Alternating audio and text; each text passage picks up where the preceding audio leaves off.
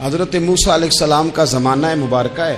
ایک شخص نے اپنے کزن کو، اپنے چچا کے بیٹے کو، چچا زاد کو قتل کر دیا اور خود ہی اس کا مدعی بن کے حضرت موسیٰ کے پاس آیا کہ بتائیے جناب میرے اس بھائی کو کس نے قتل کیا ہے. حضرت موسیٰ نے ایک سادی سی بات کی. کیا فرمایا؟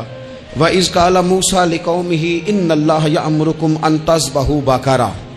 حضرت موسیٰ علیہ السلام نے اپنی قوم سے کہا کہ اللہ تمہیں حکم دیتا ہے کہ ایک گائے ذبح کرو. گائے کا کچھ حصہ مقتول کو مارو، وہ خود اٹھ کے بتا دے گا مجھے کس نے قتل کیا ہے. یہ پہلا سپارہ ہے قرآن مجید کا، آپ اس کو دیکھ لیں. یہ آیت نمبر 67 سے شروع ہو رہا ہے. تو اب وہ چونکہ ذبح کرنا نہیں چاہ رہا تھا، اس کو پتا تھا کہ مجرم تو میں خود ہوں، وہ ذبح چونکہ کرنا نہیں چاہ رہا تھا تو اس سے کہا کہ مارو ایک حصہ گائے کا، اس کو تو یہ اٹھ کے بتا دے گا. تو اس نے جواب کیا دیا؟ قالوا اتتخذون ہزوا، یعنی لگا آپ میرے ساتھ مذاق کرتے ہیں، کبھی ایسا بھی ہوا ہے. قال اعوذ باللہ ان اکون من الجاہلین. حضرت موسیٰ علیہ السلام فرمانے لگے میں اللہ کی پناہ مانگتا ہوں میں جاہلوں میں سے ہو جاؤں. ہر وقت مذاق کرتے رہنا یہ تو جاہلوں کا طریقہ ہے. کن کا ہے؟ حضرت موسیٰ نے کہا ہے، قرآن پاک ہے. ہر وقت مذاق کرتے رہنا، خوش طبی اور چیز ہے، مسکراتے رہنا، لیکن کسی کا مذاق ہر وقت اڑاتے رہنا کن کا طریقہ ہے؟ جاہلوں کا. جب کہا نہیں ذبح کرنی ہے تو اب ذرا دیکھیے کرنا نہیں نہ چاہ رہے. قالوا ادع لنا ربک یبین لنا ما ہی. کہنے لگے اے موسیٰ پھر آپ نہ رب سے دعا کریں کہ وہ ذرا کھول کے بتائے وہ گائے کس طرح کی ہو. ارادہ نہیں نہ ذبح کرنے کا، آپ دعا کریں. قال انہ یقول انہا بقرۃ لا فارض ولا بکر. فرمایا کہ رب کہتا ہے وہ گائے نہ بوڑھی ہو نہ زیادہ بچیا ہو، عوان بین ذالک، ان کے درمیان ہو، یعنی جوان گائے ہو. فافعلوا ما تؤمرون، کرو جس کا تمہیں حکم دیا جا رہا ہے. قالوا ادع لنا ربک یبین لنا ما لونھا. لو اگلی بات سن لو. کہنے لگے آپ دعا کریں رب سے کہ وہ کھول کے بتائے اس کا رنگ کس طرح کا ہو، رنگ بتائیں کس طرح کا ہو. قال انہ یقول انہا بقرۃ صفراء. فرمایا رب فرماتا ہے کہ صفراء رنگ کی ہو، یعنی گہرے زرد رنگ کی ہو. یہ رب فرماتا ہے اس طرح کی گائے ذبح کرو. فاقع لونھا تسر الناظرین، اور جب کوئی اسے دیکھے تو اسے اچھا بھی لگے، آنکھوں کو اچھی لگے وہ گائے، اس طرح کی گائیں ذبح کرو. لو اتنی باتیں بتا دی. قالوا ادع لنا ربک یبین لنا ما ہی. کہنے لگے نہیں آپ پھر دعا کریں اللہ ذرا کھول کے بتائے گائیں کس طرح کی ہو. ان البقرہ تشابہ علینا، ہمیں ذرا گائیں پر شبہ پڑ گیا ہے کس طرح کی ذبح کرنی چاہیے. وَإِنَّا انشاءاللہ لمہتدون، اگر اللہ نے چاہا تو ضرور ہم ہدایت پا جائیں گے. پھر اللہ تعالیٰ نے فرمایا کہ قال انہ یقول انہا بقرۃ لا ذلول تثیر الارض، گائیں اس طرح کی ہو کہ وہ کبھی کھیتی میں نہ چلائی گئی ہو، یعنی اس کو کبھی کام نہ اس سے لیا گیا ہو. بیل کو لوگ لگاتے تھے نا، جو کام آج ٹریکٹر سے لیا جاتا ہے وہ گائے بیل سے لیا جاتا تھا.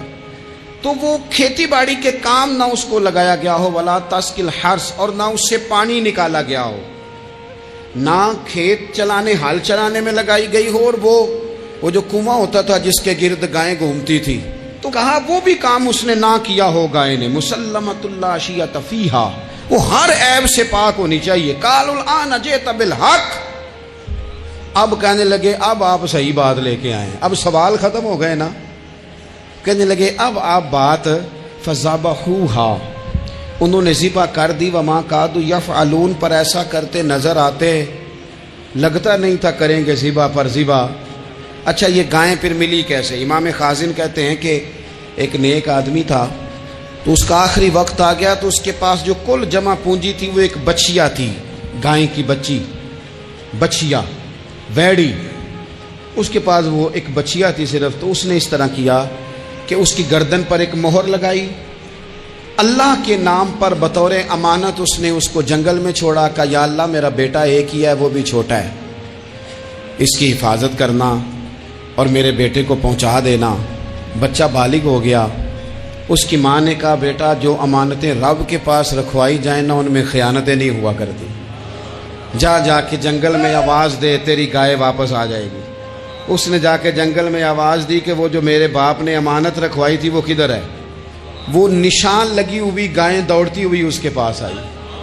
واللہ خیر الرازقین، جب رب بندوبست کرے، جب اللہ بندوبست کرے تو پھر معاملہ اور ہوتا ہے۔ وہ گائے آ گئی۔ اب اس نے کیا کیا اس نوجوان نے کہ وہ گائے گھر لایا، ماں سے آ کے کہا کہ اماں یہ تو اللہ نے فضل کر دیا۔ ماں کہنے لگی پتر حالات ہمارے خراب ہیں، منڈی میں لے جا اسے بیچ دے، لیکن سودا میری مرضی کے بغیر طے نہ کرنا۔ کس کی مرضی کے بغیر؟ کس کی؟ اماں کی مرضی۔ اور سنو یار، تھے کچھ لوگ جن کو لوگوں نے تانے بھی دیے کہ تم ماں کے پیچھے لگ گیا ہے، لوگوں نے بڑا کچھ کہا، پر جو ماں کی مرضی پہ لگیں ناکام نہیں ہوتے زندگی میں۔ یہ دیکھو ماں کی مرضی پہ لگا۔ اس کی قیمت کتنی تھی گائے کی؟ بڑی مہنگی تھی، پر 3 دینار کی تھی۔ منڈی میں لے گیا، 3 دینار اس کی قیمت لگ گئی۔ تو ماں نے کہا تھا میری مرضی کے بغیر سودا نہ کرنا۔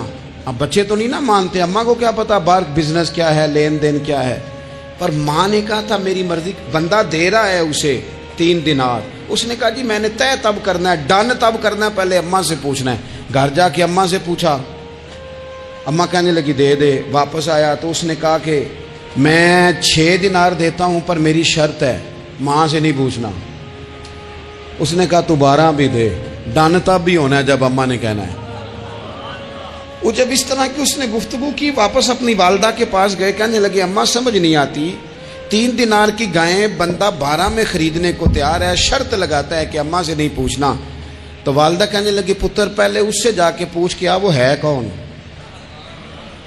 یہ کوئی روحانی معاملہ ہے، کوئی غیبی مدد ہے، پوچھ۔ اس سے جا کے پوچھا تو وہ کہنے لگا میں تو فرشتہ ہوں اللہ کا، تو نے گائیں بیچنی نہیں، اس لیے کہ تیرا باپ بھی نیک ہے، تیری ماں بھی نیک ہے، رب تیرے رزق میں برکت پیدا فرمانا چاہتا ہے۔ ماں باپ نیک ہونا رزق میں برکت ہو جاتی ہے۔ ماں باپ نیک ہوں، ان کی صالحیت کا اثر پہنچتا ہے بچوں تک۔ رزق حلال کما کے لانے والے ہوں تو گھر میں برکت ہوتی ہے۔ جا کے کہا کہ تیرے ماں باپ نیک تھے، اسے نہ بیچنا گائے کو، تو کیا کریں؟ کہنے لگے بنی اسرائیل والے سوال کر کر کے خود مشکل میں آ گئے۔ اب وہ ایسی گائے جو جوان بھی ہو، یہاں تو ہر غریب آدمی اپنی گائیں یہاں لگا دیتا ہے، کھیتی باڑی میں یہاں لگا دیتا ہے، کنویں میں پانی نکالنے میں، تو یہاں تو ہر ایک کی گائیں، تو ایسی گائیں جس کا رنگ بھی اتنا پیارا ہو، زیادہ بوڑھی زیادہ بچی بھی نہ ہو، اور ابھی تک کھیت میں بھی نہ لگی ہو، وہ سوائے تیرے کہیں نہیں ہے۔ اس نے کہا چل پھر مہربانی کر بتا میں کتنے کو دوں گائیں، اگر وہ آ جائیں تو کتنے کو بیچنی ہے؟ اسے کہنا کوئی نہیں، ریٹ تو زیادہ کرنا ہی نہیں۔ ان سے کہنا گائے کے اندر سے گوشت نکال دیں اور جتنا گوشت ہے اتنے پیسے بھر دیں، اس کی کھلڑی بھر دیں۔ اب وہ بنی اسرائیل والے ڈھونڈتے پہنچ گئے، کہا جناب گائیں 3 دینار کی 6 لے لو۔ اس نے کہا نہ بھائی، ذبح کروں گا، گوشت نکالوں گا، جتنا وزن گوشت کا اتنے پیسے بھرو گے کھال میں تو پھر گائے تمہیں ملے گی۔ اب مجبور تھے، کیا کرتے؟ ابن کثیر حدیث لائے ہیں، امام سیوطی نے در منصور میں بھی لکھی ہے، نبی پاک صلی اللہ علیہ وسلم نے فرمایا سنو جوانوں، اور اسے دل کی تختی پہ لکھو، نبی پاک علیہ السلام نے فرمایا اگر بنی اسرائیل والے زیادہ سوال نہ کرتے تو اتنی مشکل کا شکار نہ ہوتے۔ انہوں نے سوال اتنے کیے کہ چارہ نہیں ہے اب ان کے لیے، چارہ نہیں ہے اب ان کے لیے کہ یہ ادھر ادھر جا سکے، مجبوری بن گئی، یہی گائے خریدنی ہے، یہی لے جانی ہے۔ اب اتنا سارا مال جمع کر کے وہ گائے خریدی، ذبح کی، تو مقتول کو جب اس کا ایک حصہ مارا تو اس نے اٹھ کے کہہ دیا یہ جو مدعی بنا ہوا ہے نا، یہی تو میرا قاتل ہے، یہی تو میرا قاتل ہے، یہی تو ہے، اس نے یہ سارا کام کیا ہے۔ تو زیادہ سوالات کرنا، بہت زیادہ سوالات کرنا، ہر وقت بحث میں رہنا، نبی پاک صلی اللہ تعالی علیہ وسلم نے منع فرمایا، اور میرے رسول پاک علیہ الصلاۃ والسلام نے فرمایا یاد رکھو 3 چیزوں سے ہمیشہ بچو، بخاری مسلم میں موجود ہے۔ ایک تو فرمایا کثرت کیلو کال سے بچو، زیادہ بحثیں نہ کرو، اور دوسرا حضور علیہ الصلاۃ والسلام نے فرمایا مال کو ضائع کرنے سے بچو، اور تیسرا فرمایا زیادہ سوال نہ کیا کرو، زیادہ سوال نہ کیا کرو۔ ایک مقام پہ نبی پاک علیہ السلام نے فرمایا حج فرض ہے، ایک صاحب نے اٹھ کے پوچھا حضور ہر سال؟ حضور خاموش ہو گئے. پھر پوچھا حضور ہر سال؟ سرکار خاموش ہو گئے. تیسری بار پھر پوچھا حضور ہر سال؟ نبی پاک علیہ السلام نے فرمایا زیادہ سوال نہ کیا کرو، میرے منہ سے نکل جاتا نا ہر سال فرض ہے تو رب نے ہر سال فرض کر دینا تھا، تمہارے لیے مشکل ہوتی. اور فرمایا جس چیز کے لیے میں تمہیں حکم دوں وہ کر دیا کرو، اور جس چیز میں تمہیں آزاد کر دوں اس میں آزاد ہو جایا کرو، زیادہ باریکیوں میں نہ جایا کرو. جن لوگوں نے بھی باریک بن کے چیزیں ڈسکس کرنی چاہی نا الجھ گئے، تنگ آ گئے. اور جو کسی ایک دروازے کے فقیر تھے، ایک دروازے کے فقیر تھے، ایک دروازے کے فقیر تھے، کسی ایک راہ سے خیرات لیتے تھے، زیادہ الجھاؤ نہیں پیدا کیا انہوں نے.